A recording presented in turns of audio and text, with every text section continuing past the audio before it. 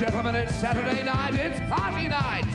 It's time to Club Buggery. Tonight, this Sporting Life presents Club Buggery live from the Mark Wars split webbing room here in Australia. Club Buggery proudly features on song the Nissan Cedric.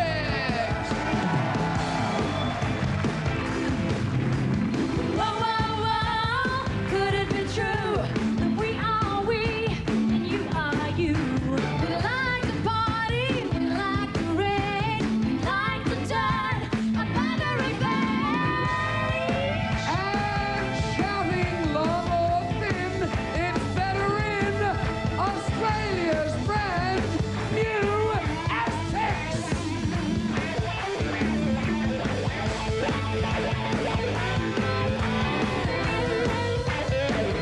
And now, would you please give a big, warm Australian welcome to our hosts for tonight, direct from the Burswood Casino, rampaging Roy Slaven and H.G. Nelson.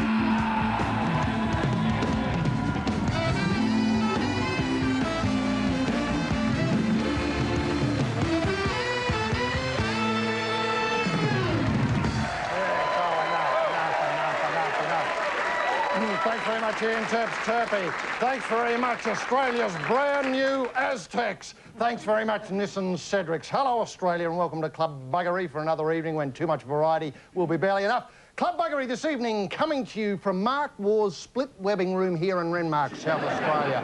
And to torch the wick on another night of adventure and romance here in the Bug House, let's simply ask rampaging Roy Slaven, which issue have you ripped from the tissue this week? Sport.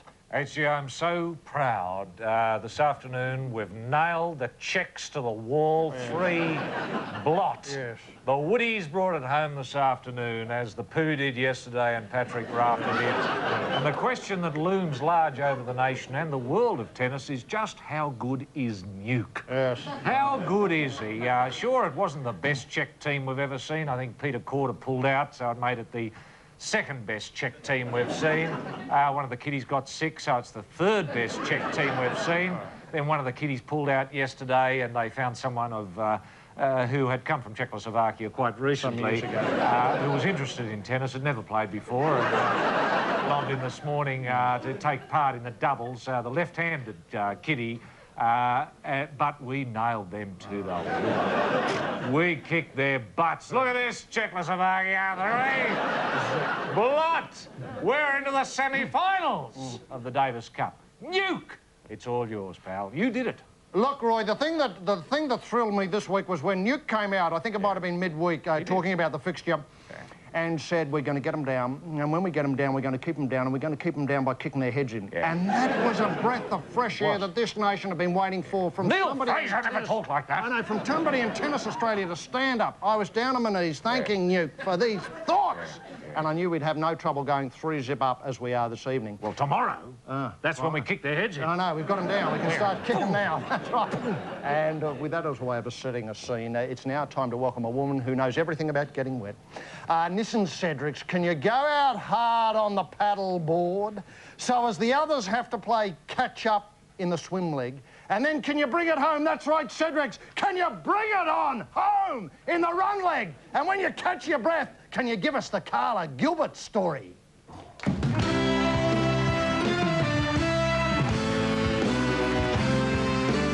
Karla Gilbert doesn't like tin. Lead mix up her hair. Copper and steel just have no feel, but iron is her business, her bread. Run, Karla, swim. I straddle with a paddle and try to win. Swim, Karla, run.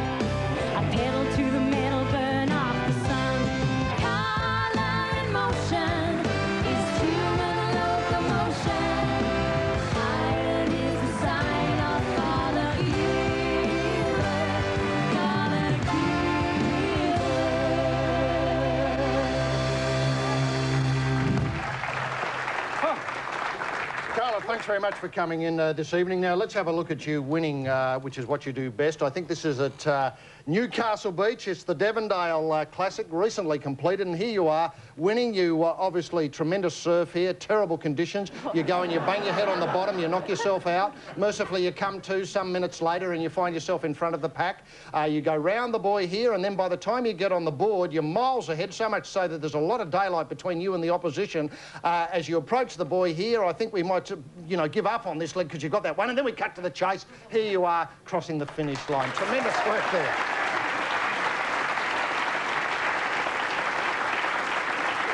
Now, yours is a very gruelling sport. How much training have you done today? And what have you done by way of training today? Today's Saturday. I've already done a 6-kilometre swim session this morning. That's Yes. up at 6 o'clock. And then down the beach again at 11 o'clock for an Ironman session. I only do 2 sessions on Saturday. I usually do 3 during the week. And you have a calendar that says Monday I'm doing this, Tuesday I'm doing this as a regular job. It's just like a My regular coach job. sets one up at the beginning of each week, and he sort of has it set up for 3 sessions a day. Now, you're preparing for, I think, a series of competitions that goes to 5 countries and 6 events, an ocean man competition. Yep. Now, tell us, take us through this, the legs and what you'll be up to.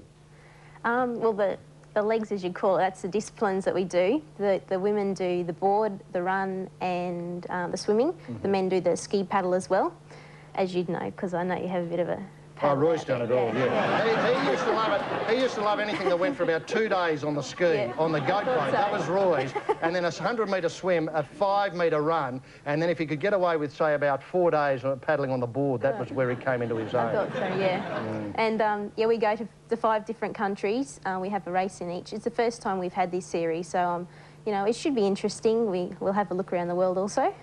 Now, your main opponent at the moment would be, I think, Reen Corbett. I've never liked her. It's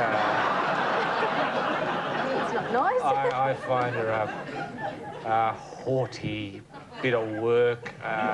She's very difficult to get on with. She used to get up my nose. Does she get up your nose?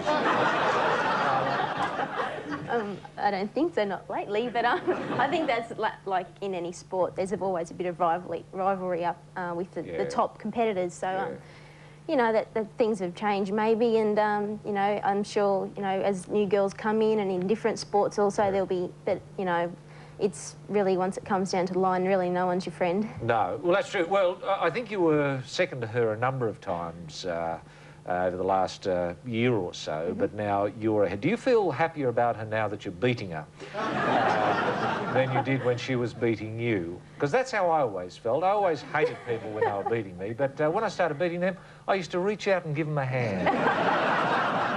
Well, I don't want to give my opponents too much of a hand. I want to try and stay on top as much as I can. So, you know, I think it's like in any sport, as I said.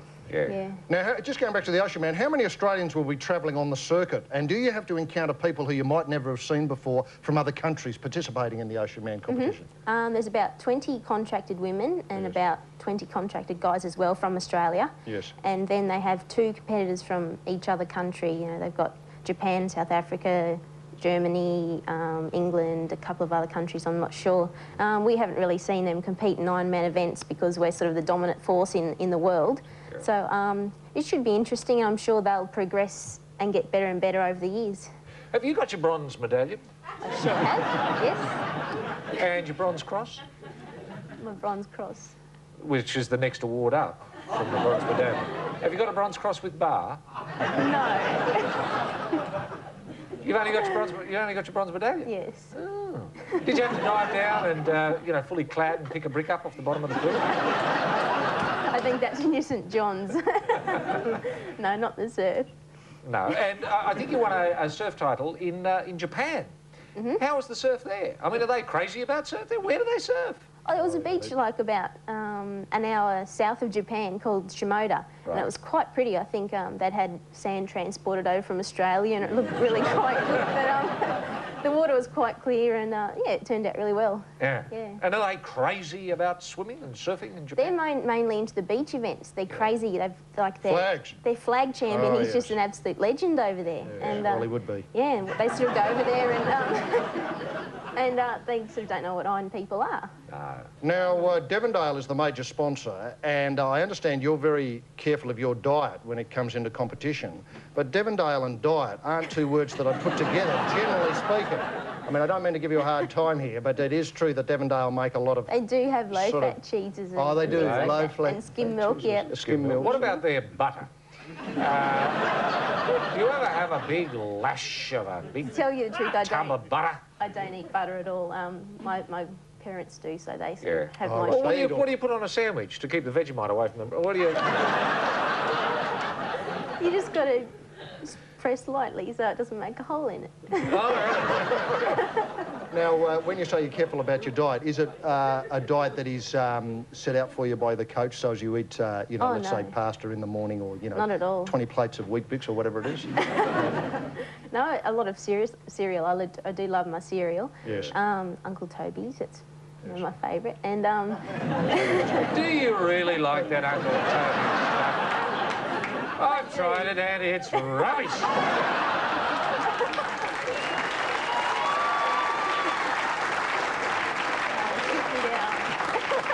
Just while You we're... told me out the back you've never had it, you don't like it. Just while we're on endorsements, you've endorsed the AFL, but you claim that you don't like the game particularly. well, the funny thing is, actually, when I did that ad, I said a winter Ironman competition. I'd like to see that. Oh, right. And now we have the Ocean Man competition, So which you is say. a winter Ironman competition. So I sort of ate my own words there.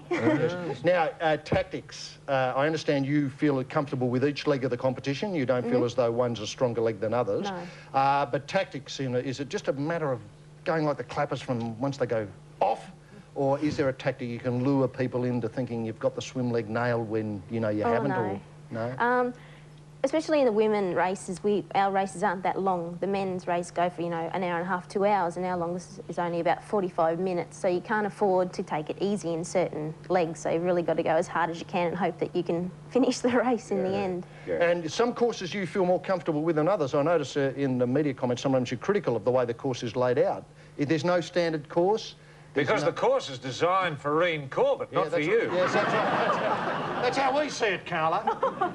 Is Well, that I the truth? mustn't be because I won this year, so... Ah, true. So they're thinking Karla Gilbert's way when they set them out. But what is an ideal course for you, just as a way of... Is it better to have a longer... An ideal course for me is to have each leg equal in time length. So that one doesn't go over another and they're equal in time length, then you can sort of prove yourself in each leg. When you're walking up to the starting mark, do you sometimes limp so that they think, oh... I used to find that a trick that often worked. Did you ever try that? No, I think they'd Give it a go. good and they'd try even harder. And did you meet with the Baywatch producers or not? I did in the World Titles in South Africa. Yeah. Yeah, but that was after all the hee-haw that went on about me going on the show and Well, things that's like how that. it was reported back here. They said that you were going to be in Baywatch. What's the story there? No, I think the Iron Man made their debut and sort of spoilt it for me.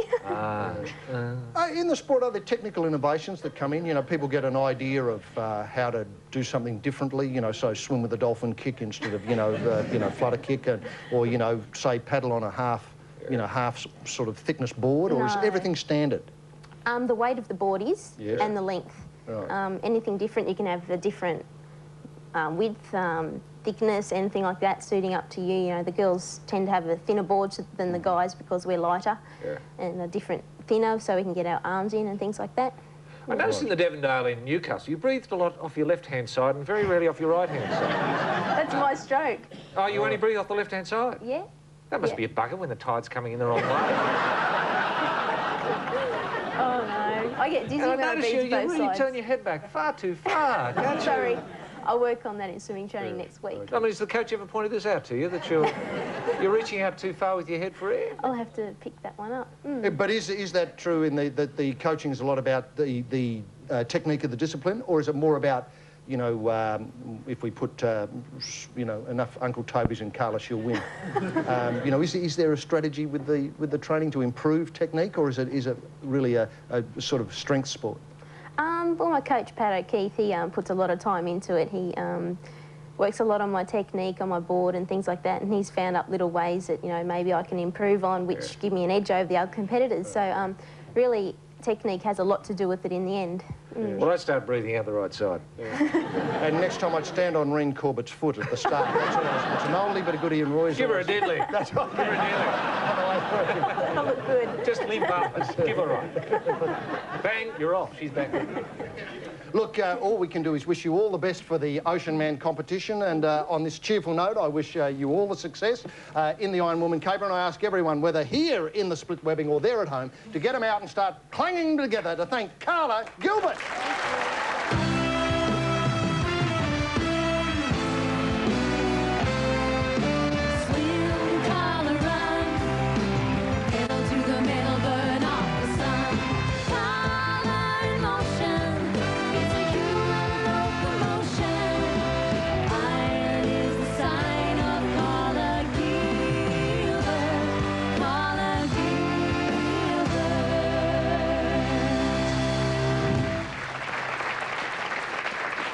Roy, sporting teams and media identities and sports media identities have enormous problems when they travel, whether it be for commitments, commentating, or home and away fixtures or end-of-season trips. This was brought home recently with the adventures of FC Richie, that is Fat Cat Richie, on the trip to Perth. Now, Fat Cat is, of course, a well-known cricketer. He is also I think he's our finest and fittest commentator on cricket. There's a lovable knockabout side to Greg, which everybody enjoys. And, of course, he dresses up and presents himself as the acerbic commentator on Risty's subcontinental affairs in the guise of Mahatma Coat. Roy, the recent incidents on the flight to Perth, how bad were they, and how did Fat Cat respond? Look, I think I have a lot of sympathy for Greg on this one. Yes. Actually, there he is. He gets on the plane, and immediately a buzz goes around the whole plane. Fat Cat's on. Fat Cat's on. Fat Cat's there. How fat and is so he? they say, oh, is he on the plane? And so they might start walking out because he'd be up the end. Yeah. And so they, oh, you know, I'll just go up to the toilet and have a look. And so they'll walk up and walk past and... And some of the rowdy ones. And then, then you have a couple of drinks and you think, Fat Cat, he's a funny bloke. So you go back up to him again and you might say, you know, something like, ooh, very, very good. Very, very good. National non-news. No. Get it? You get it? Yeah. And after he'd wear that for a little while, I said, oh, yeah, that's right, mate. Yeah, thanks. Ooh, very, very good. This will go on for 20 minutes. And one by one, you got, say, 300 people on the plane. One of them's him. 299 people, apart from the bloke next to him, because he probably knows he's Fat Cat, will be walking past and asking him to be funny. Well, you know, you can bear that for maybe 220. But there comes the last straw, 221. Very, very good words! And the next thing you know, they're a spreading story. You know, Fat Cat not allowed on the plane, that sort of stuff. And it's not fair on Greg. No, that's true. Now, which identity is allowed to travel in this day and age? We've got the coat, we've got the commentator, we've got the loon, and we've got the cricketer. Which one's allowed on the plane, as nearly as you can tell at the moment? Well, the loon's not. No. The lovable rogue's not. No. Mahatma Coat's not. Yes. Greg Ritchie, commentator, wearing the 9 blazer, I think is allowed on board. Right. The others aren't. Yes. So I don't think he can travel in private anymore. He's got to travel official duties, or unless he pretends, takes the blazer, pretends he's on official duty, and they let him through. Yeah, of course. I think so. Yes, the coat and mufti, so to speak. That's right. That's right. Now, why is the trip to Perth so problematic? Look, I go back, say, 10 years, and Ian Botham got into trouble on the trip to Perth once. I think that Fat Cat may have been embroiled in the Ian Botham affair. He spurred him on. He spurred him on, yes. You know, I think this was the immortal ice front of your next trip. It was. And... look, what can we do about this trip to Perth? I mean, I've got a few ideas. I'm just wondering what the mind of Roy Slavin is thinking this evening on this problem that is really taking the gloss off a lot of trips to Perth. Actually, I think the captain can solve the problem. Yes.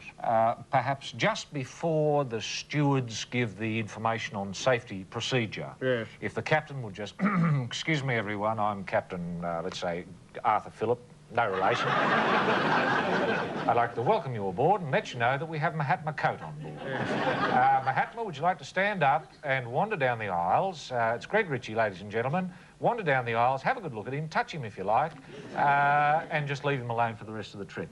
Yeah. Greg would do that, he'd go down, hello everyone, yeah, wander back up, sit down, clip on, take on board all the safety precautions, read his safety thing, put it back in the seat in front of him, and have a safe trip. Yeah. That's what I think. And I think it's up to the captain. Yes. I don't blame Greg, I blame Qantas, Ansett, Compass, when it was with us. Yeah, put Compass out of business, the Greg Ritchie story. Look, I'll tell you what, I think I've got two ideas. I just want to put them to the nation tonight. Firstly, a separate airline for sporting media identities. Oh, that's not bad. That's not a bad idea, so as to just be, you know, arrive safely, fly Ritchie. Yeah. The other thing is maybe a bit of gear so as footballers could get into it, a large pair of, say, orange overalls.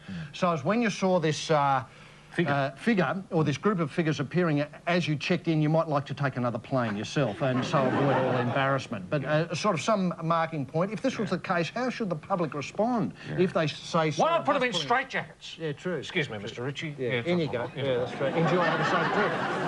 Yeah, have a safe trip. Everyone would love it.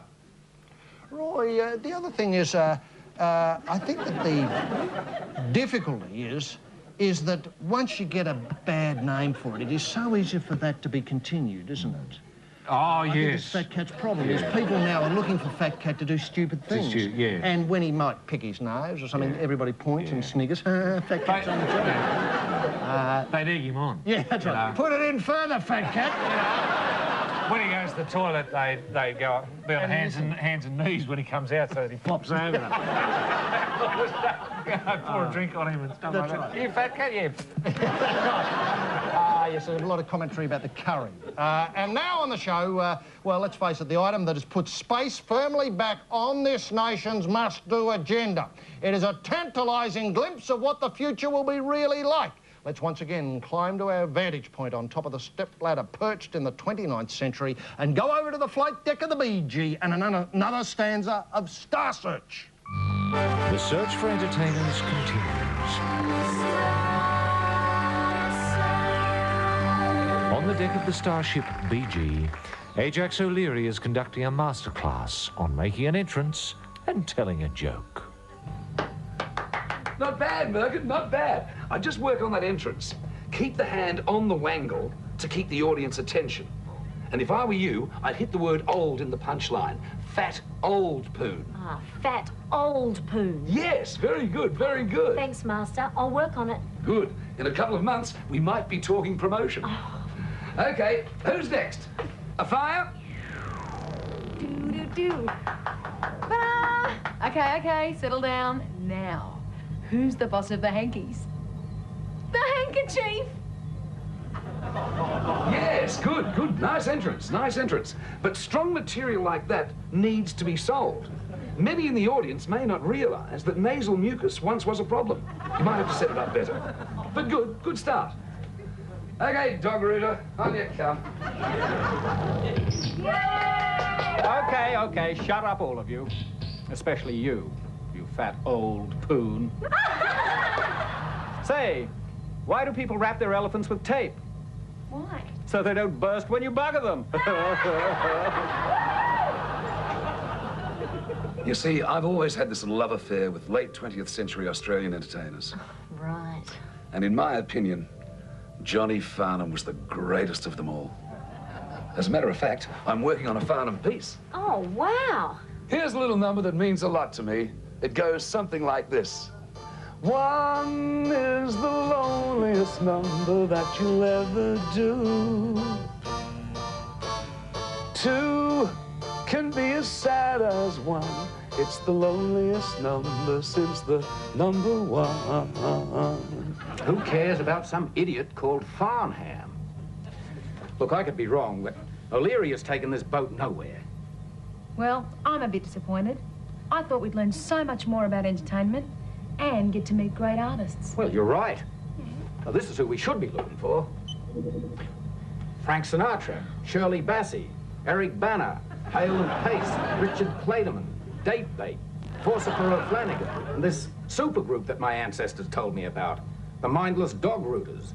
Wow. And they're all out here. Of course they are. And the old man knows it. Yet for some reason, he's got us looking around for some half-baked backwater squealer called farm hams. Patience, Rude. This is a 400-year voyage, and we've only done 80. We'll get our turn. You just keep pushing the old man and he'll fall flat. Just like that chick of the hankies joke you wrote for me. You and me, Rude Dog Rooter, we'll make this galaxy sit up and... Cack its dax.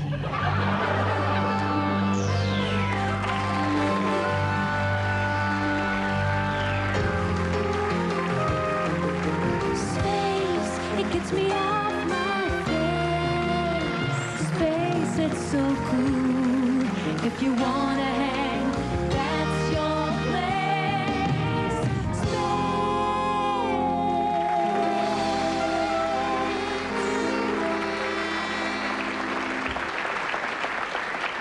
Roy, the week of football has been overshadowed by two incidents. Firstly, the Mark Geyer case, and secondly, in rugby league, of course, and secondly, in the AFL, the Greg Williams affair. Both of these players incredibly passionate, and it seems that last weekend their emotions got a little bit the better of them. The background of the rugby league story goes back, I think, to the ARL New South Wales coach, Phil Gould, who did write a red-hot editorial harangue in one of the Sydney newspapers saying that the Super League, the breakaway competition, was a gutless and passionless affair. I think this has stirred Super League, and in fact a red-hot squirrel grip was applied to the code as a whole and given a firm tweak last weekend, which produced a plethora of incidents, of which the Geyer case was the pinnacle. Now, Roy, can your emotions get away with you? Can you be too passionate for football? Yeah. And if so, what can you do about it? I don't really think you can. Look, I say this and I speak on behalf, I think, of all footballers. Yes. When I was a young bloke, I couldn't express myself with words. No. I couldn't express myself with sculpture or pottery, no, or painting or music. All those things were abstract, weird things to me. I just couldn't get onto it. I couldn't get onto it at all. You know, at school it was a problem for me. The only things I enjoyed was, say, just before Fortinbras arrives at the end of Hamlet, where everyone's killed. Yeah. And I enjoyed the bit in Macbeth where Macduff and Macbeth fight each other, and I think Macbeth might have been killed. I love that bit. That's the only thing I got out of it. The only way I could express myself was by being violent. They were the only tools at my disposal. And football gave me the opportunity to express myself, to be passionate. For 80 minutes a week, I could get out there and I could hit blokes as hard as I liked. And they could hit me as hard as they liked, and I liked that as much as well. And you're applauded for it. And I was applauded for it. So I don't think you can be too passionate, HG. I mean, I saw the incident with Mark Geyer the other day where, you know, he obviously thought that he was going for the ball and it was a head he grabbed, and he felt the eye and thought it was the laces and thought he was... That's all it was. It was harmless hijinks. I remember when I had my eye gouged, it was hanging out. And it was a weird experience that I'll never forget, because you could look at yourself down there. If you could split your hemispheres, if you know what I mean. Because this side of the brain controls this eye, or interprets it, and this eye, if you can split your hemispheres, was the weirdest thing. I could put the eye up over there, and so I can see you. Come on, stop it up this way. What are you looking at? What are you looking at? And it was really weird. I had it pushed back in later, obviously, but I played most of the game with the eye hanging out. It was just on a thread, and I remember after that game, I remember thinking, gee, it's noisy. And after that game... Well, that's what it's like when the eye comes out. You lose all sense of hearing. It's just weird sounds. The ears were gone, you know, because a player had, you know, clapped my head like that. And, ooh, what was that? The head was down there. I'd had a couple of teeth pulled out. Nose was broken, a couple of paddle pop sticks up there. And I was at the pub, you know, doing eye tricks. And I looked across at the blokes who'd done it to me. I just gave him a little nod. You couldn't give him a wink? No, I could, but they wouldn't know what I was doing. Yeah, that's right. Sorry, I just gave him a little... You know, and I think with people like you know, Mark Geyer and Greg Williams, you know, I'm reminded of the great, you know, passionate artists of the past, like, you know, say Vincent van Gogh or Lord Byron. Oh, yes. They were misunderstood in their day. They were. Keats was misunderstood. And what a front row those three would have made in the rugby league. Putting Byron in the middle, held up by Keats on one side and Van Gogh on the other, who'd already lost the ear, so it wouldn't have mattered. He wouldn't have had to have the tape round the head. He could have played the blinded side with a down ear inside. That's absolutely right.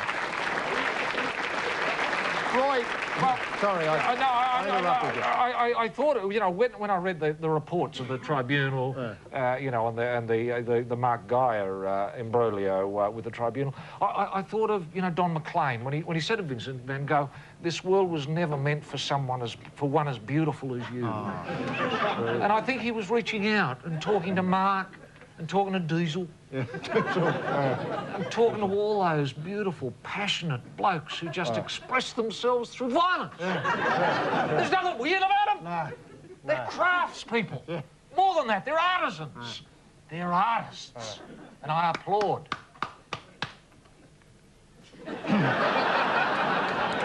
Roy, look, let's face it, some people can be a little bit too emotional to play football. I did see the great Les Boyd. There was an artist. I don't know whether... this is obviously... you know, he was an artist. A genius. A genius. Misunderstood genius. Totally misunderstood. Especially when it came to the eye gouging caper. He could work with his fingers. Oh, he could. Weird magic.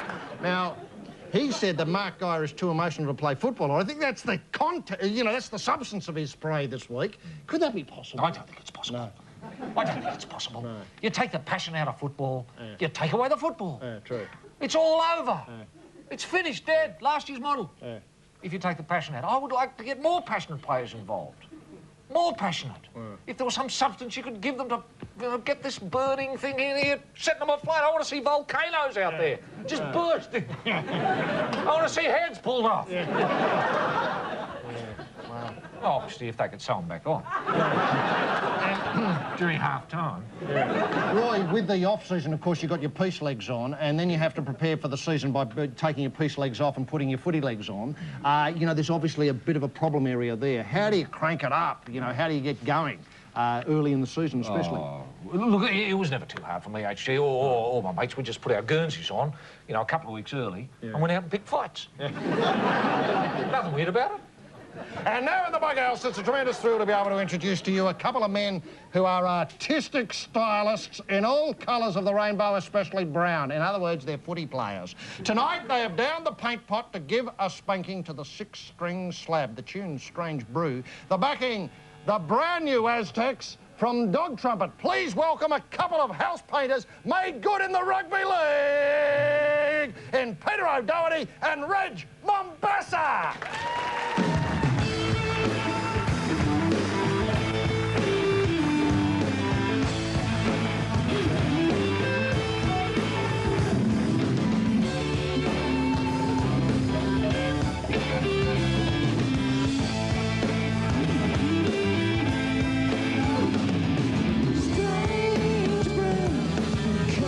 Inside of you, a shiver with sharp trouble in electric blue. In her own bad mind, she's in love with you, Now what you gonna do? Strange brew, come what's inside of you.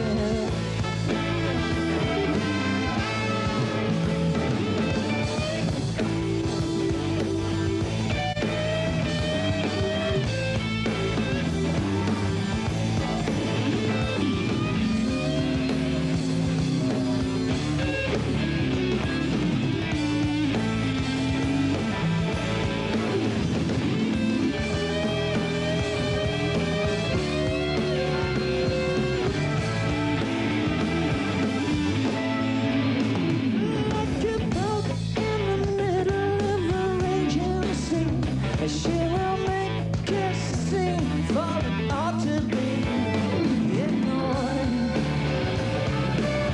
Now would you be ignored? Strange brew, come what's inside of me.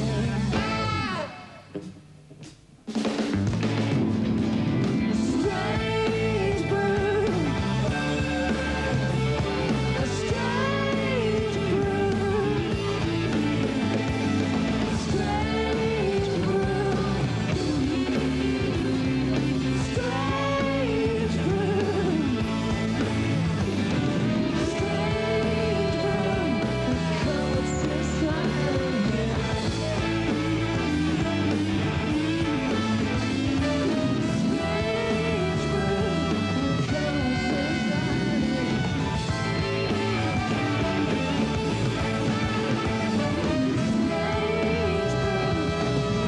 what's inside of me. What's inside of you?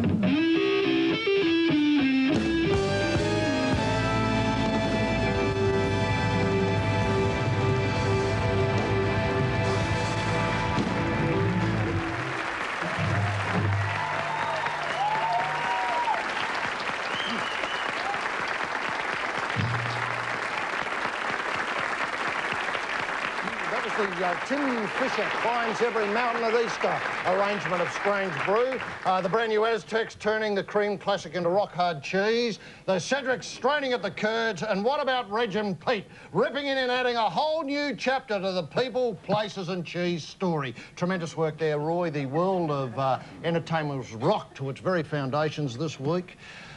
With the news that the Seekers are to reform.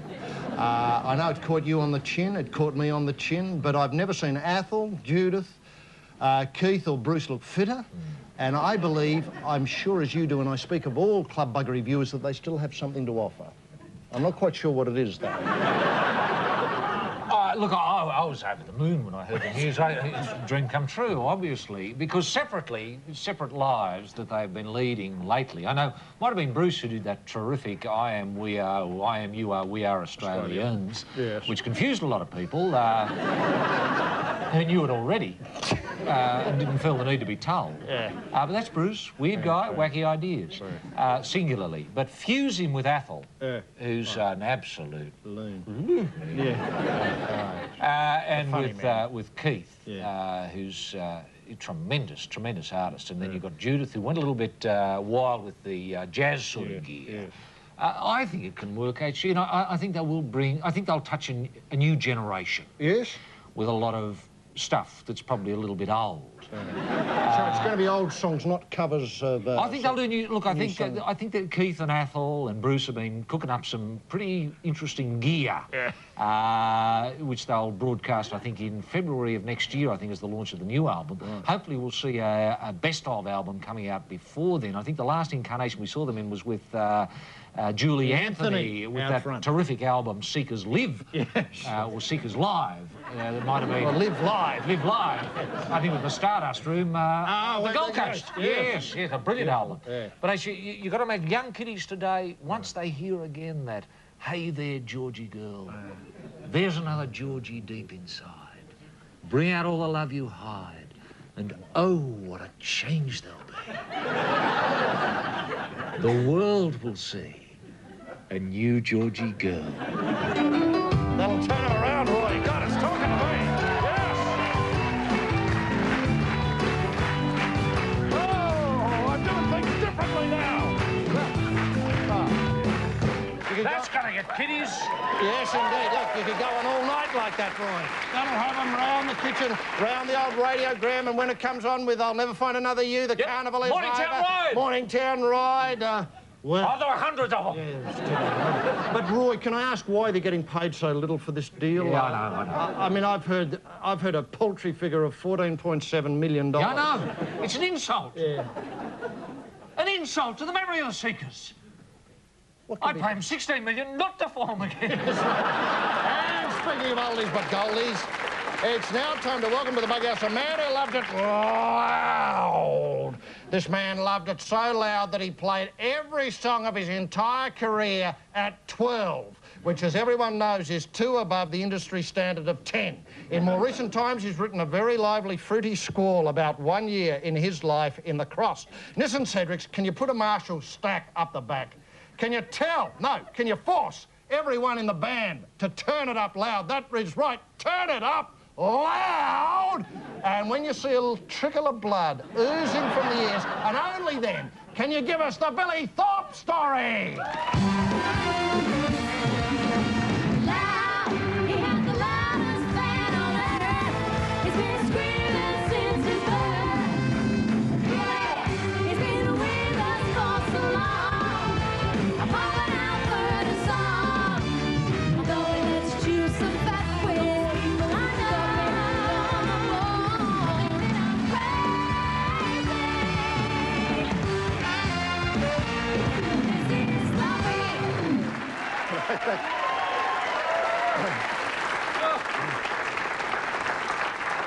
Now, Bill, with the news this week that the Seekers are reforming, surely you've got to come out on the show tonight and say, yes, the Aztecs are back. They never really went away, but we're going to reform one of the classic lineups. We're going to do Sunbury again. We're going to do the 3-album set again. We're going to do Oop-Poop-a-Doo for 45 minutes instead of a measly 25 like we used to do. Surely you can come out now and tell us it's all going to happen. I did it in '94, mate. But it's 1997. There's a new audience here, Bill. They want to hear it. They haven't been exposed to Oop-Poop-a-Doo for 25 minutes, let alone 40. Well, yeah, it's, you know, I mean, we did it in '94. It was a lot of fun. Once is enough. Right. I mean, you know, it's hard to get them out of their wheelchairs, mate, you know? Yeah. Look, which was your favourite lineup, since we were thinking about putting one together? Which Aztec lineup was your favourite, and which was the loudest, more importantly? Well, probably the one that you and Roy were in, you know? Yes, yes, that was loud. Most of it backstage, you know? How is your hearing? Yes. Billy, are you deaf? How is it? Did you ever have it tested? Yeah, I had a test a couple of years ago. I'm a little deaf in one ear, because I used to play like that all the time, you know, but I'm all right. You're all right. Look, to do this properly, we should have a look at you in action. One of my favourite Aztec lineups. Here it is, singing Sick and Tired. Girls screaming everywhere. You take over there. Have a look at this. This is... Then we get the obligatory stage invasion in a minute, carefully staged by the police. Hope you can see that. That'll be good if we can see these people up out of their chairs.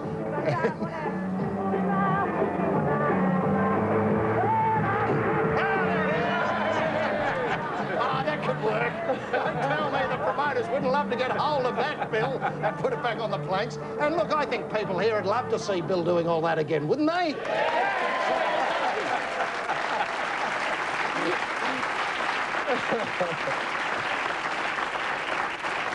Now, with the, we should come to the reason why we really got you on is to talk about the novel. Now, this is an autobiographical novel about 1 year in your life when you first came to the Cross. Right. Just tell us how this is quite a good story and how this came about. Well, it's not a novel, it's an autobiography, but it was such an adventure that I didn't write it as a strict autobiography. I wrote it like the story that it was, you know. I mean, basically, I started very young. At age 10, I was signed to Channel 9, and I was playing on shows with Johnny O'Keefe and people like that. I came to the Cross in 1963 when I was just 17 and met a bunch of guys at Surf City called the Aztecs.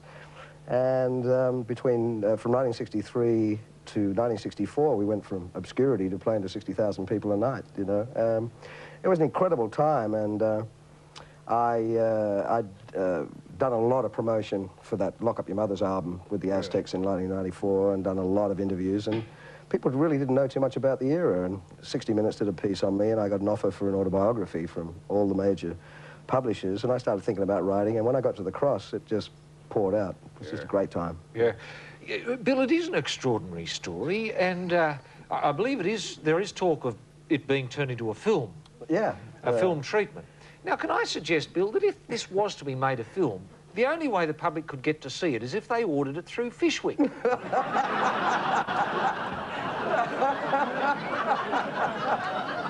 Because, you know, Bill Wyman used to put it about. But, Bill, you were crazy. I just left it out. I just left it out, mate. Sort of guy. I mean, did you ever put it away? Never. Who's going to play the part? there was You need two actors. just wasn't any one to play point, the mate, top bit, and one to play the other. There wasn't any point in putting away, mate. It was No. just, you know. No. Now, with the autobiographical nature of it, are you thinking about writing something about, say, the Sunbury years or your period in Melbourne there? Yeah, because this was just 12 months, I mean, I was lucky enough to be around in the 50s and see the heyday, albeit as a child. I got to see people like Chuck Berry, Little Richard, Jerry Lee Lewis, and played on shows with them, and Johnny O'Keefe and Cole Joy, and then this period in the 60s, then I was lucky enough to be at the end of the 60s involved in that whole new rock thing that came out, which culminated in this country with Sunbury. And I realized in writing this book, there's just some fantastic stories. I've always been lucky enough to be surrounded by crazy characters. Yes. And enjoy the times when they were free. I mean, there was just no, we just ran amok, you know. Yes. And that period in the late 60s with all of the, dope smoking and the festivals, and I was a hippie. I was an outright hippie, so I think probably the next book will be around 69, 70, 78. Oh, I remember you Melbourne, fondly at the Myponga Pop Festival. That was a... Oh, you do? Yes, that'd be lost in the annals of Now, you drove me around once, right? I did, yes. If I remember. Oh, yes, well, that was before I got in chemists, band. you were looking for your medication, Yeah, that's you remember? right, that's right. Well, it's an old story, and I'm thinking about writing a novel about an hour in my life.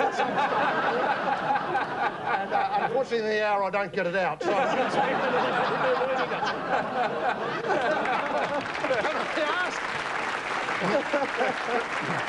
Can I ask you a question about the music business? Obviously, the styles of music change radically and fashions come and go, but do the same people pull the strings in Australia behind the scenes? Researching the interview, we had a look at a lot of footage which I can describe you whinging badly about the Australian music business and the hand that was dealt to you in the Australian music business. I'm just wondering if you come back, as you have over the last 20 years from LA, and find the same people in management, the same people in official positions, largely doing the same things?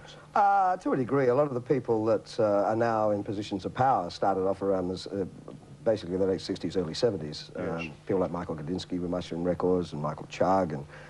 And it's very different in as much as there's a real sense of Australian talent now. There wasn't then. There was a real inferiority complex about Australian artists, and everything from overseas was automatically better.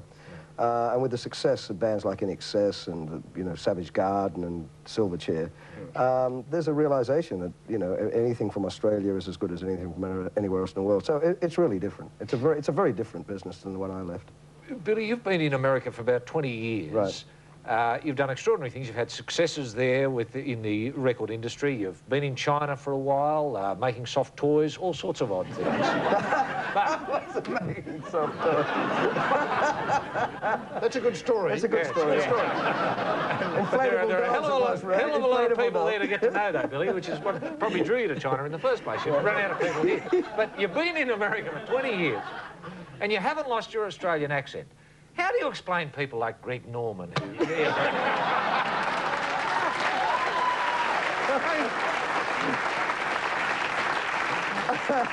How did you keep your Australian accent? I can't, mate. I mean, like Rick Springfield. I mean, Rick, Rick and I were mates in the late 60s, and Rick has got the very heavy American accent. How you doing, Bill? Does it drive you crazy? I don't know. Well, I spent a lot of time in the South and my touring in the late 70s, early 80s, and most of my crew was from the South. I started to talk a little bit like, how you doing? Did you? Yeah, just a little. Yeah, but I don't know. I don't know why it hasn't stuck. Both of I have a 24-year-old daughter and 18-year-old daughter, and even though the youngest one, Lauren, was born in the States, and she still has an Australian twang. I don't know. Isn't that great? Yeah.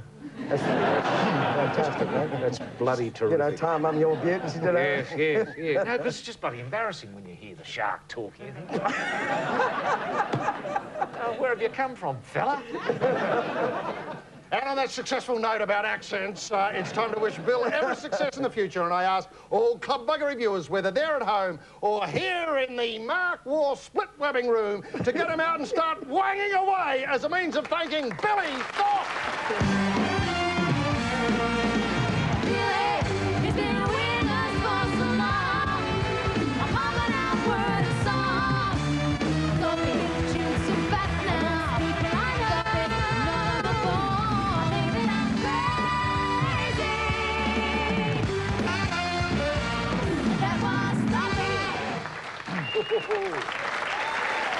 doesn't he look fit, Rory? By gee, I can see him playing the part himself, you know, in the film. He could do it himself. You know, he looks better now. He's fitter now. Oh, I think so than that film clip. He looked very poorly in the film clip.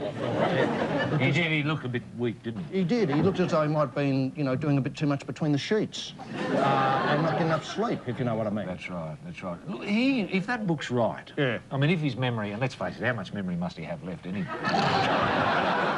Without being But if that's to be believed, I mean, he makes bloody Errol Flynn look like a monk. Franciscan monk. Yes. Yes. Doesn't he? He does. He does. I mean, I thought Bill Wyman was Well, good. I thought the Bill Wyman comparison was absolutely spot on. Yeah. Yeah. You know, Bill's done that book where he starts with the A's, the people he's known, biblically speaking, in the A's, and moves through to the Z's. Z's. Yeah. A lot of Z's too, isn't There it? are. Yes, the speed seems to increase from the W's on. And now in the Bughouse, it's time for a little hardcore romance and real African summer adventure. Hang on to your hats, hang on to your furniture, hang on to your cutlery, hang on to your plates, because it's an enormous thrill for Club Buggery to be able to present this evening on the stool, in the split webbing, the Chinese acrobatic plate spinner!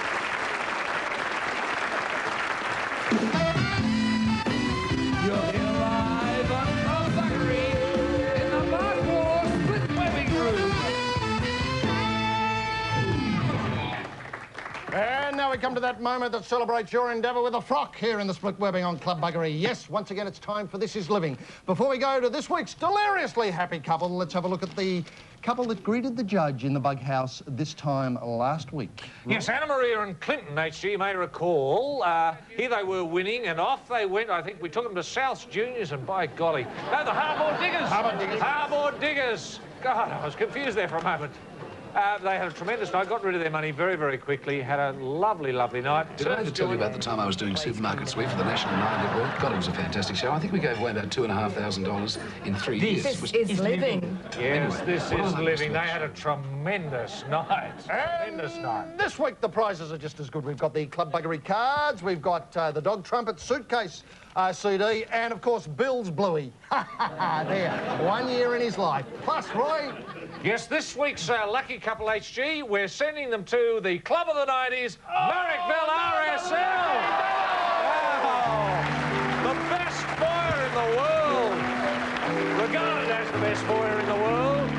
3 They've got poker machines everywhere. Look at the amount of fun you're going to have.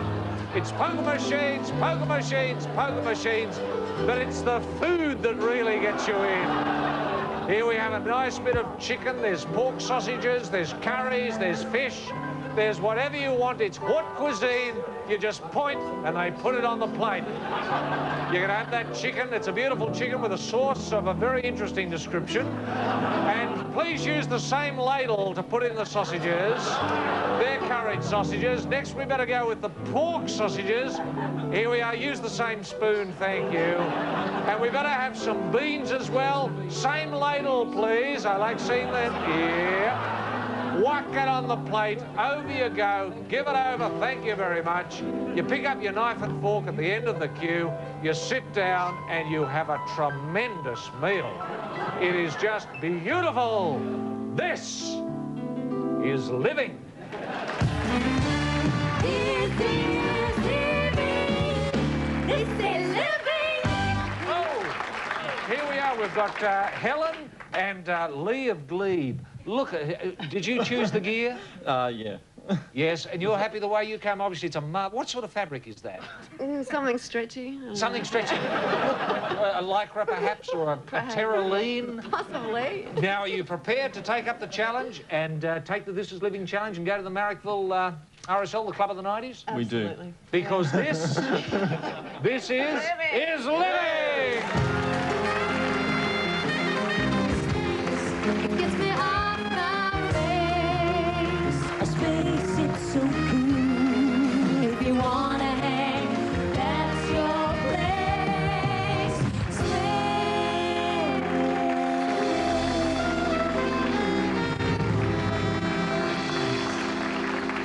Sadly, we come to the end of another show. Roy, where are you off to in the coming week? Actually, I'm going to go Indy. Are you? The Indy cars. Yes, I love the Indy cars. And we're going to see the Andretti, Kitty. Yes. Mario's son, Michael Andretti.